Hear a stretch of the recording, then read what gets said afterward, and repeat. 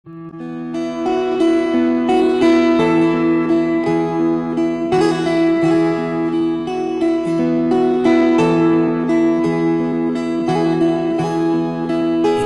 ang pangulo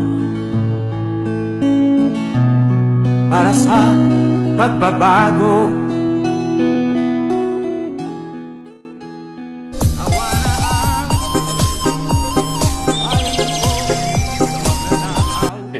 Anyway, okay, ito po ang ating magiging topic ngayon. Pag-uusapan natin yung mga silent DDS no more. Ibig sabihin, yung mga DDS, yung mga Duterte supporters na mga papasok sa politika na nananahimik before, ngayon hindi na. Lantaran na po ang kanilang pagiging Duterte supporters. So pag-usapan natin yan.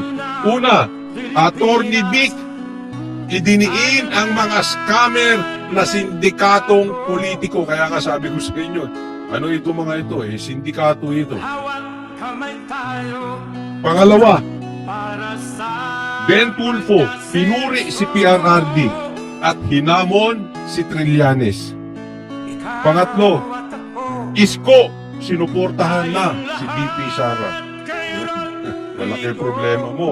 Malaki problema ng mga bata mo, tambaluslos na si Hani Lacuna at Sam Versosa. Yan po ang ating mga pag-uusapan. Pero bago po tayo magsimula, pwede ba makahingi ng konting lambing ninyo, ha? I-like nyo po agad itong vlog na ito, itong video na ito. At doon sa mga hindi ko pa po subscriber, huwag pong kakalimutan, subscribe po kayo sa channel na ito. Hindi mo talaga kilala itong si dating Pangulong Rodrigo Duterte. Ang hirap niyang basahin. Ang hirap niyang intindihin. Read my lips. Look me in the eye. Although I have my sunglasses, this is to avoid the glare here in the studio. But all I can do, mga boss, I will try to read between lines. Itong si former President Rodrigo Duterte. Let's get it straight. Hindi ko kilala si dating Pangulong Rodrigo Duterte. Ni hindi ko siya nakikita face to face o eyeball to eyeball. Hindi ko siya nakakausap or minsan man nakausap sa telepono. Kaya hindi kami magkakilala. Kaya maliwanag po Kato, malinis. Hindi sila magkakilala ni PRRD. Tuloy, mamaya papaliwanag po natin. Gusto ko lang siyang subaybayan. Consider me just a spectator, a very serious observer from the outside. Gusto ko yung estilo niya, mga boss, because he seems to get away with his style. Kumbaga, nakakalusot. Ang hirap niyang bitagin. Ikaw ang mabibitag kapag sinubukan mo. I find it very amusing, interesting, ika nga. I'm fascinated by the way he plays around with words and he's having fun. Sometimes entertaining, sometimes confusing. Himayin natin. Paano ba natin malalaman kung itong si dating Pangulong Rodrigo Duterte ay nagbibiro o hindi? Ito, tingnan muna natin, itong intro ni Ben Tulfo, okay? Ito ngayon si Ben Tulfo tumatakbo bilang senador at hindi po ito nawawala sa top 5. Lagi siyang pasok dyan kasama sila Senator Bongo. Okay? Pini-explain niya, ito si PRRD, talagang ibang klase. Hindi siya nakakahon. Hindi siya yung, eto politiko, eto yan. Doon po nagkaiba si PRRD sa ibang mga politiko. Kaya nga pansin nyo, nagugustuhan siya ng taong bayan dahil hindi trapo. Eto ngayon, yung media nalilito sa mga sinasabi ni PRRD. At hinihilo sila. Sa madaling salita, ang nagli-lead. Kung gusto ng balita ni PRRD, si PRRD ang mangunguna. Pero, susunod-sunod, itong mga mahihinang klase, itong mga weak, itong mga bangag, itong mga tambaluslos, tapos sasamahan ng ibang media. Sasakyan ng ibang media, pero hindi nila alam, pinaiikot-ikot na sila ni PRRD. And until now, it is very effective dahil ang suporta kay PRRD nandoon pa rin.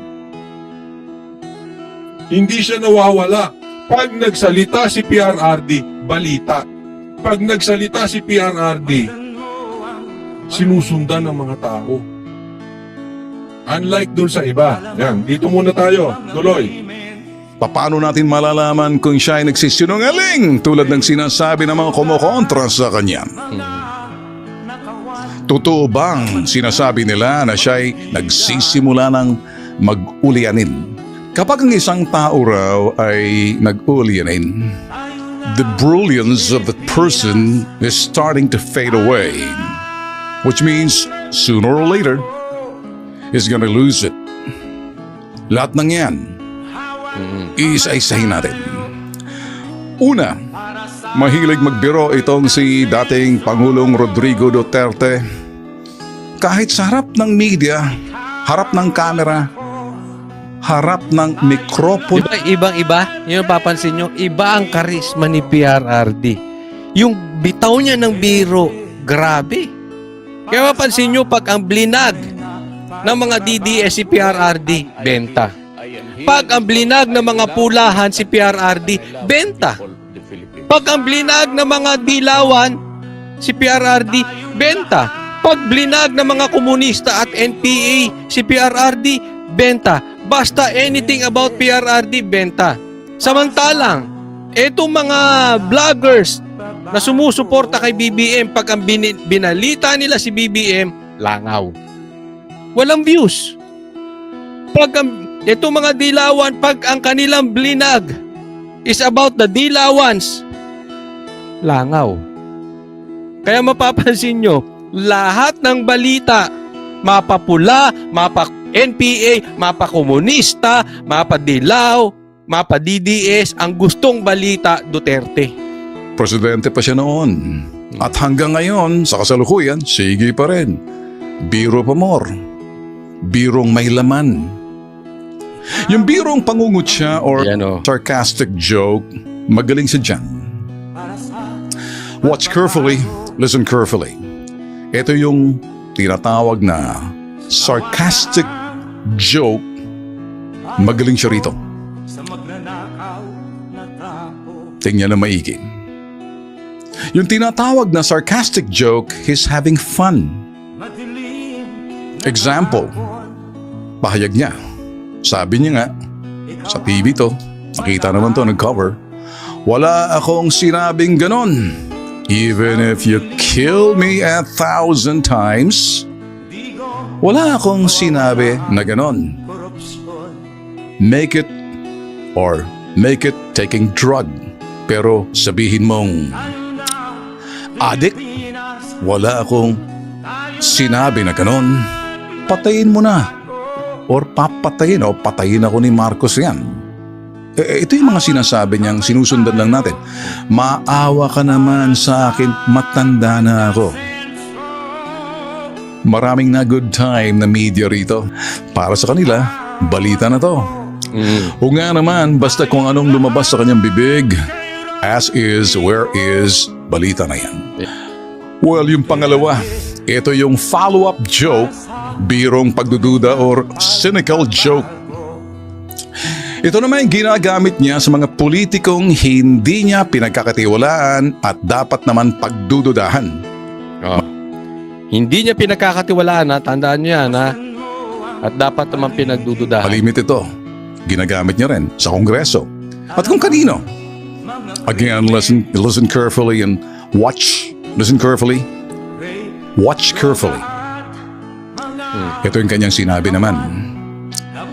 If I can say it to Marcos, if I can say it for all, antibiotic, aspirin, they're all drugs. Pero wala akong sinabi. Papatayin ako ni Marcos yan. Takot naman ako mamatay. Matanda na ako. Ito yung pangatlong bihirang-bihira.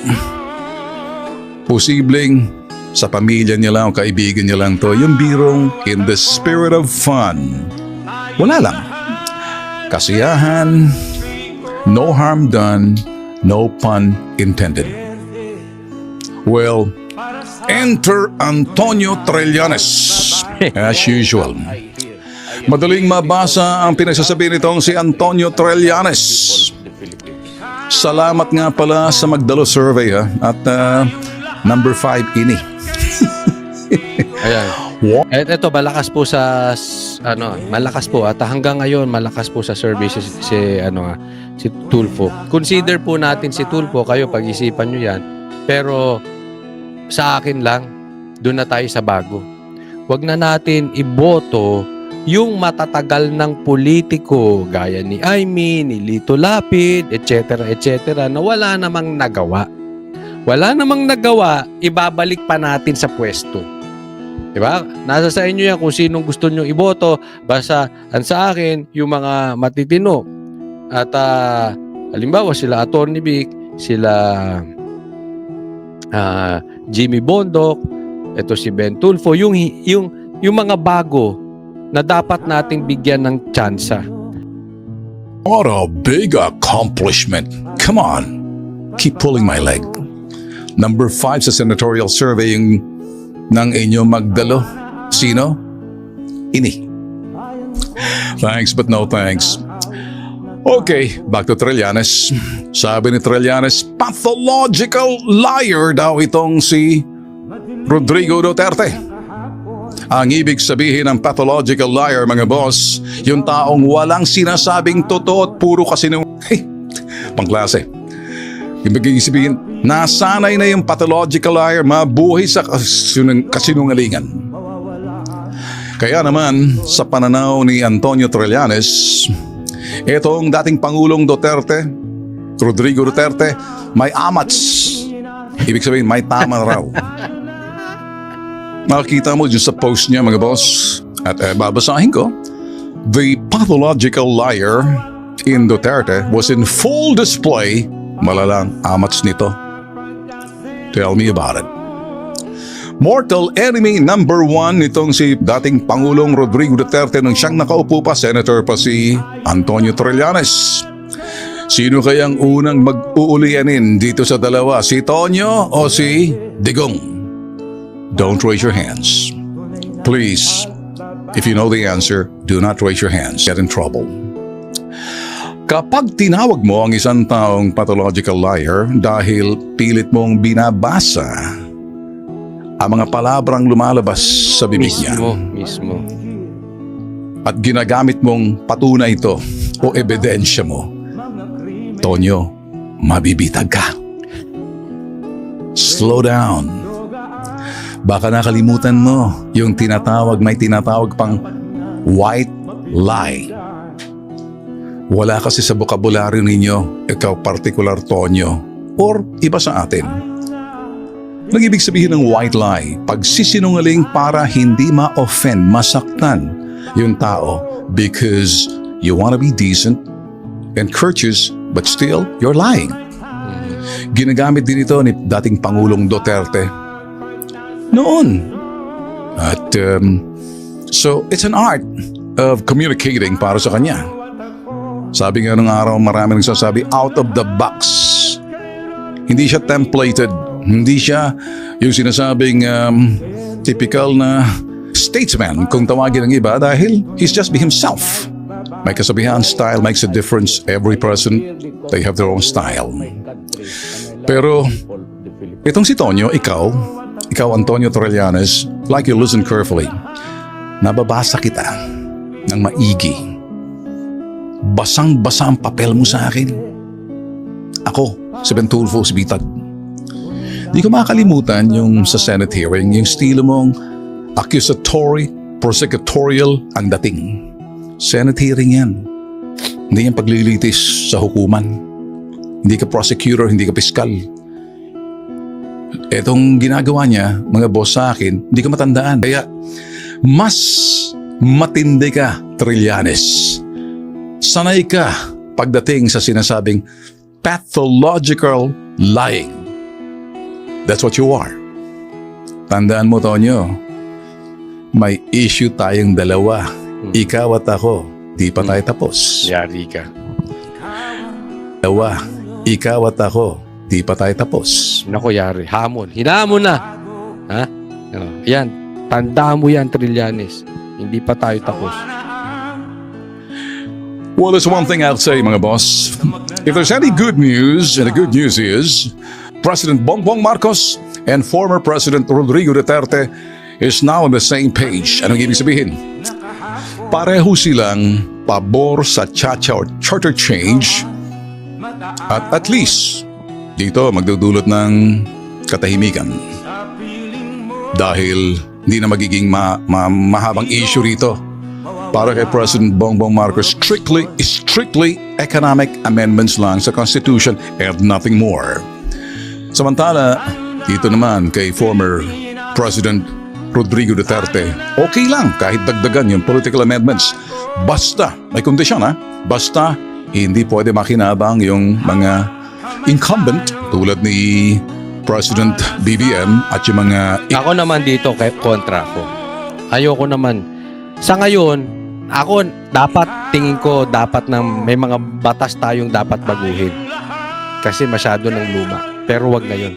Napakadelikado ngayon. Wala akong tiwala sa mga mambabatas natin ngayon. Kahit ipangako nila, wala kaming i-extend na termino. Wala akong tiwala sa mga yan. Incumbent congressman na sumusulong ng yung People's Initiative. Mga politikong chiwari-wariwap, sabihin natin. So pareho sila. Masaya rin itong mga nasa Kongreso dahil makakakilos na sila ng malaya. Ang dapat gawin, i-realign lang nila ang estilo ng kanilang strategiya kung saan sisingitan nila ng kanilang mga personal na motibo. Binabanata na unti-unti ni Ben. Tingnan lang natin, Tingnan natin yung mga tumatakbo and tingnan din natin yung sa tingin natin ay mga may paninindigan. Basta sa akin po, wala po tayong pilitan. Nasa sa inyo yan. Sa akin, kesa bumoto tayo nung may pangalan na dati ng politiko wala namang nagawa, magsubok tayo ng bago. Kaya naman itong susunod natin, tingnan natin isa pang bago, pero maingay na rin na Duterte follower. Yan, eto namang sinasabi ko ngayon si Attorney Vic, Isa pang bago na sa tingin ko malaki maitutulong sa atin. Ito yung mga tao na hindi na nananahimik ngayon. At nakikita na natin ang kanilang political leaning. Merong halata, katulad ni Attorney Vic, merong hindi masyadong halata, katulad ni Yorme Isko at saka nitong si Ben Tulfo, pero sumusuporta. Ito yung pasabog ni Attorney Vic. Alam naman natin si Attorney Vic galing sa Marcos, sa BBM, at sila ay malapit, parang Batuyan at PRRD. Pero ngayon, lumalabas na talagang namang makaduterte itong si Attorney Vic, at ngayon kinukontra niya na si Marcos. Kasi dati namang itong sumuporta na talaga kahit nung election pa lang kay BP Sara. So etong gusto ko, slam dunk evidence. Yan, paipasabog siya ngayon. Ang ebidensya ay hindi nagsisinungaling. Ang larawan ito ay nagpapatunay na pirmado, ratipikado at inihain bilang enrolled bill ang final bicameral conference committee report na puno ng blanco. Mahirap. Hindi mo, lalo't may ebidensya katulad nito nilabas ni Attorney Vic. Ito gusto ko lang ipakita sa inyo. Ito yung mga pumirma. Huwag niyong kakalimutan, Ito yung mga pumirma nilabas naman ito, nakita ko naman to sa Facebook ni Jason Sa. Oh, ha? So, tingnan nyo na lang ito mga to.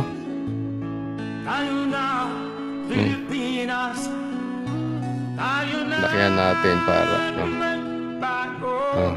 Huwag nyo kakalimutan yung mga yan, ha? Senator Grace po. Ay, Cynthia Villar, ang kadami nyo ng pera. Ang gatsyal yan. Dalipe, Suarez, Gonzales, Kimbo.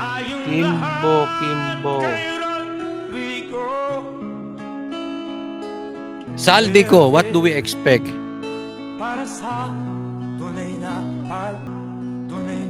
Aquino the second. Why am I here? I am here because Chis Escudero, itinanggi mo pa. I love the people. Jinggoy Estrada, Tolentino, anong nangyari sa iyo? Mark Villar, ang yayaman na ng Villar. Another ehersito, kayo talagang ehersito. Subiri, Libanan, Villanueva, anak ng pastor. Ako, Bonggolan. Ganyan po katitindi. Ha? Okay. Check nyo na lang yan sa ano ni Jason Sa. Sana magpaliwanag kayo. At aminin nyo na lang. Huwag nyo nang palusutan. Kasi may ebidensya po. Lalo kayong lumulubog. The more kayong nagsisinungaling, lalo kayong lulubog. At nakikita na yung totoo nyong kulay. Itim. Para sa pagbabago, sawa na ang bayan ko sa magnanakaw na tao.